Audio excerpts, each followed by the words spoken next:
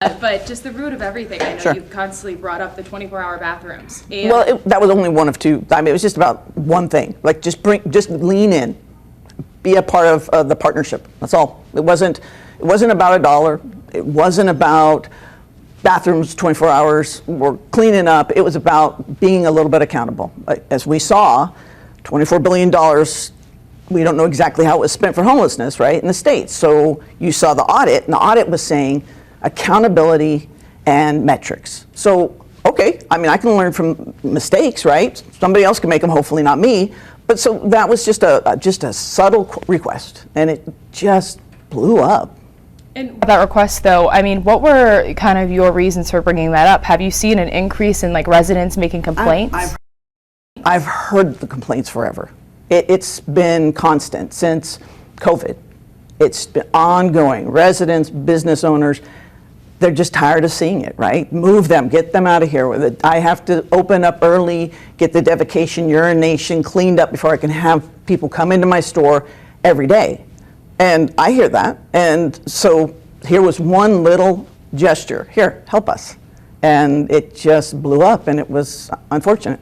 Even last Friday or the Friday before, you mentioned about how it just doesn't make sense to have home 59 different individuals and then be closed during the day. You said, I mean, It was up to 49, 59. I don't think it's full all the time. it could be up to 59. But Correct. you made a point of saying, you know, like, where do they go during the day? The local park? Do they hang out in a local restaurant? Where can they address their personal needs? I mean, when it comes to, let's say, We Care closes, does the city fear that they're then going to be outside 24/7? It's potential, but probably not. Many are transient by nature. Many aren't from here, so they'll go somewhere else to find a bed.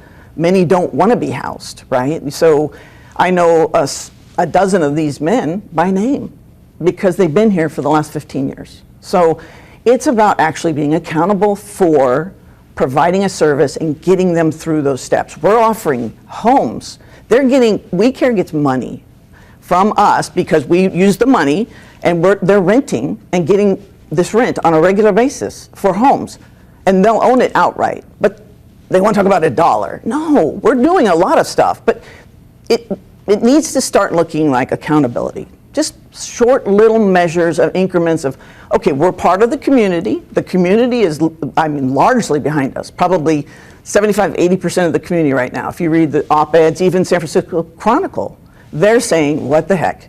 This is enough. Yes, you're right. Ask for some accountability.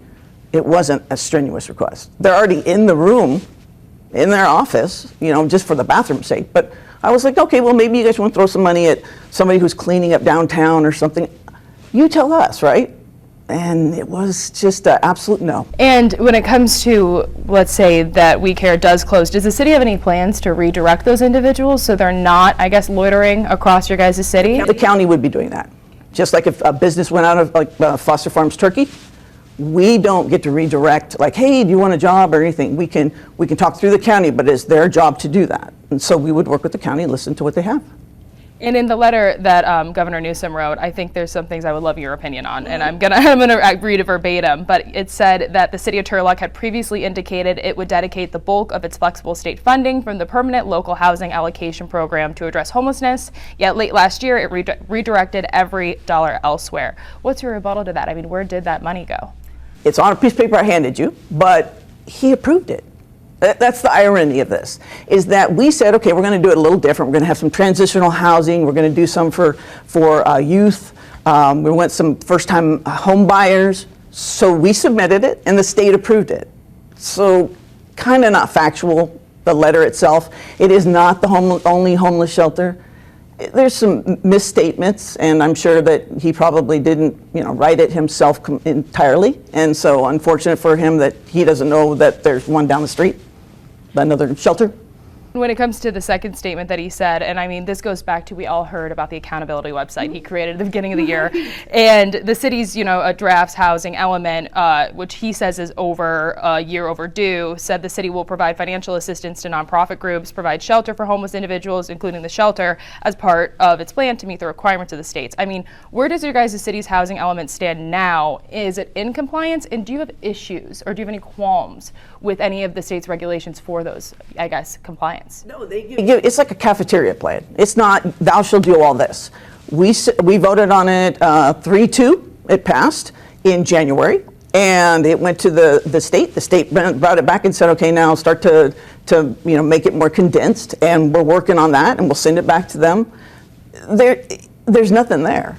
We're doing what they've asked, but it's not, you have to do this, this, and this. So we're taking it and looking at it from all different standpoints. You have to say, when he says it was over a year overdue, I know in those processes it is a lot of giving it back, getting it back, making amendments. That would be a staff issue. I wouldn't know exactly like the deadlines, but I would tell you that tomorrow night we have an issue where if we don't vote on it, we'll be out of compliance, but we handed over that to the county. So you're always running behind when you're running it for everybody. We were running it for everybody previously. Now the county is. It's hard to get everybody to do what you need, right? So if we're late, I'll own it, but it's not categorically we're off charts here. We're doing our job.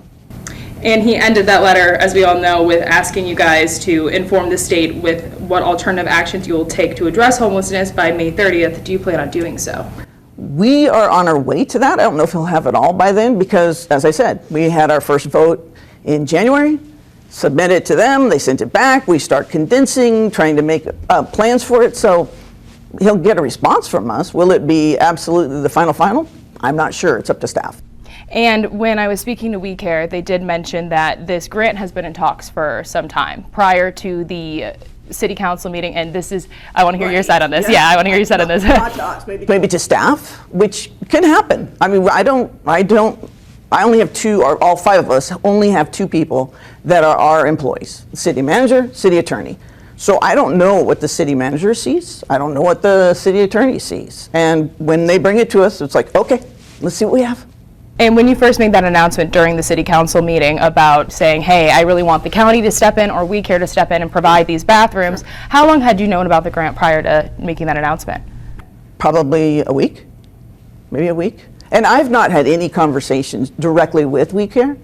I let Supervisor Chiesa and our interim city manager, right? So that there's no politics, no he said, she said, or she said, she said. It's just factual information. My understanding was we held over the meeting from March for the reason that I knew it wouldn't pass. So like, you guys go talk. They told the supervisor and our city manager, okay, we'll do it. They came into the meeting and they wouldn't do it. I can't make them, I mean, if you come in and you start just saying, you guys are terrible people and we're not going anywhere with that. I mean, nobody expects that to happen. And I know they said, or this is what We Care said, so rebuttal if you'd like, that they, after that meeting, they reached out and said, okay, we will provide bathrooms for 6 months, but at that point, was it just a little too late? Well, it was on our deadline. It was the county's, right? So we were like, in fact, that night, I tried 3 times. If you watch the meeting, 3 times I tried to bring them back. Okay, 267,000, probably won't get any of it. Let's talk about what it looks like, and that'll get you 6 months. Then they'd start going off on another tangent. I brought them back 3 times, and the state even said that to our supervisor, county supervisor, and a staffer from the county, and our interim. And they said they recognized that. But those weren't our timelines. And so even after that meeting, I was like, well, let's see if we can try and get one before whatever the county's deadline is. And then we couldn't. And I'm offering I'll call a meeting, which I have the authority to do. So I was available, and only one other person could make it. So I did my best. And at the end of the day, it just became so political. And I know you also provided it here, and I had it as well, though, the CDBG funding. I know last year it was $10,000, this year it was $4,500. Besides that, how much money, I guess, does the city allocate to We Care? It varies each year, and I wouldn't have that. That would be staff information. I have no idea. I don't keep a running tap on who gets what. It's just when they present it to us, we're like, okay, what's fair? What's the total? How many people applied? And try and be fair. And I think the biggest question about this story is, of course, it's state funding, right? The $267,000 was coming from the state. Sure. It wasn't the city. Sure. When it isn't city money and you guys are declining it, I mean, because you've been very vocal about this. Yeah. I mean, give me the reasoning behind denying state dollars. We're not denying it. We denied the letter. That wasn't, the demand was from the state and the county, the dollar and the letter of support. We said, should we do that? And there was 2 other colleagues that supported me, right? That's up to them to make their decisions.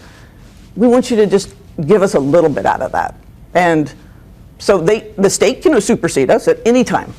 I don't control the governor. So you're saying that was more so on the county? Sure. Yeah. They had a deadline. They had, but I believe it's the state that mandated the letter and the dollar.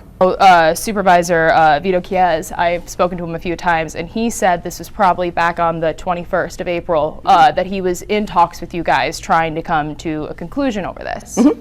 And with our city manager. And so when you say it was just $1 and a letter you guys wouldn't give, but wasn't that in the writing of this grant the one thing that was necessary for them to receive that? And I believe that's the state's law, yes.